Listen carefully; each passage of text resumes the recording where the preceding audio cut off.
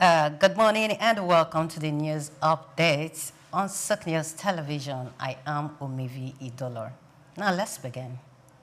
The federal government plans to boost crude oil production to 2.5 million barrels per day by 2026 through the water project, reactivated dormant fields, and faster approvals, according to the NUPRC Chief Executive, Benga Komolafe.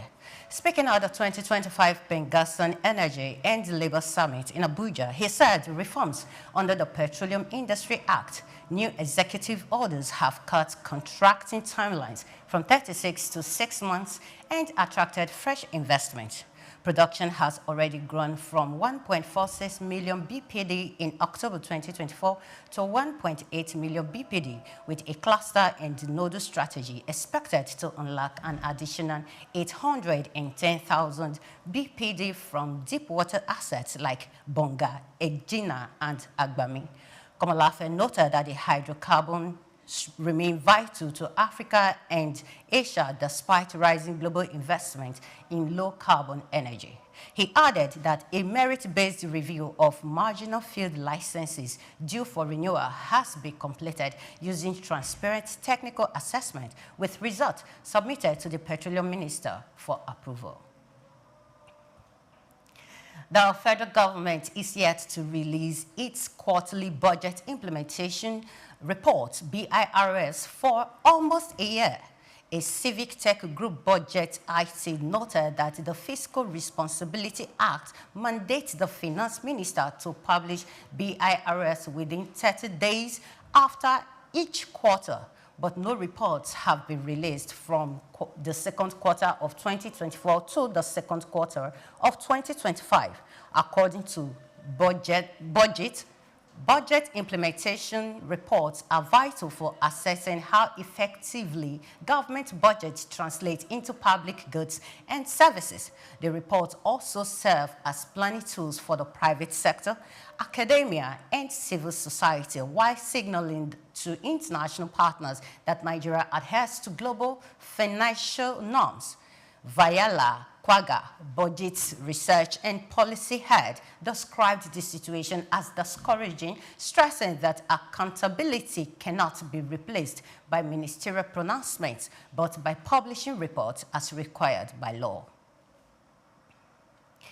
Nigeria's equities market hit a historic milestone as transactions reached 6 trillion between January and July 2025, surpassing the 3 trillion recorded for the entire year of 2024.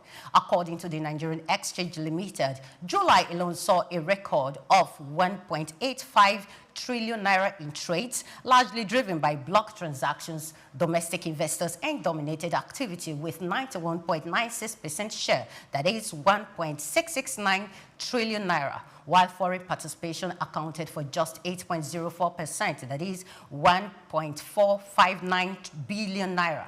This marked a sharp jump from June's 778.65 billion naira trade.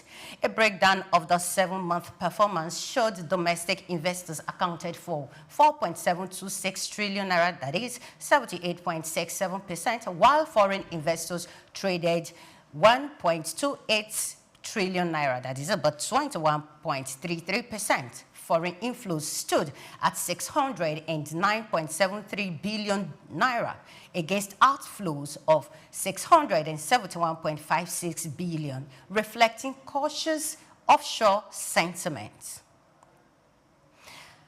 At the 2025 National Adaptation Plans Expo in Lusaka, Zambia, the United Nations called for massive investment to close climate adaptation financing gaps and protect vulnerable communities. The event, attended by 400 participants from 80 countries, focused on strengthening national adaptation plans, that's NAPS, ahead of COP30 in Brazil.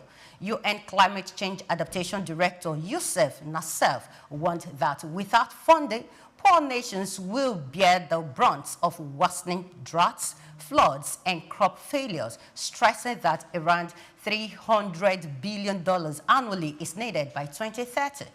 Zambia's Green Economy Minister Mike Elton Mposha urged making NAPs bankable to attract private sector financing, while COP30 CEO Anna Turner said adaptation must be elevated to the same priority level as emissions reduction. The expo also launched updated technical guidelines and a new AI tools to help countries build resilience. Indigenous leaders highlighted the role of traditional practices in adaptation, while delegates welcomed Zambia's support for the global event.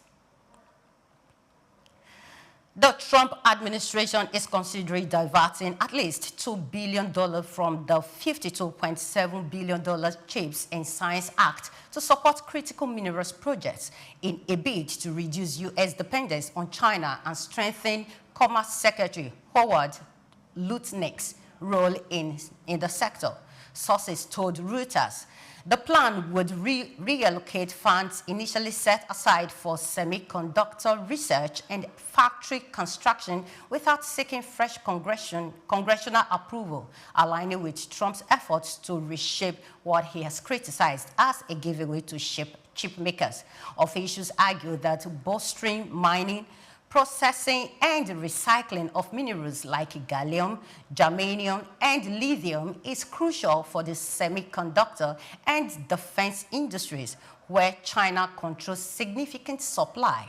While the proposal is still under discussion, industry leaders such as Albemarle, the world's top lithium producer, have said new government support is essential to advance toward U.S. refining projects. Many thanks for watching. Do well to follow us on all our social media platforms at Sook News Television.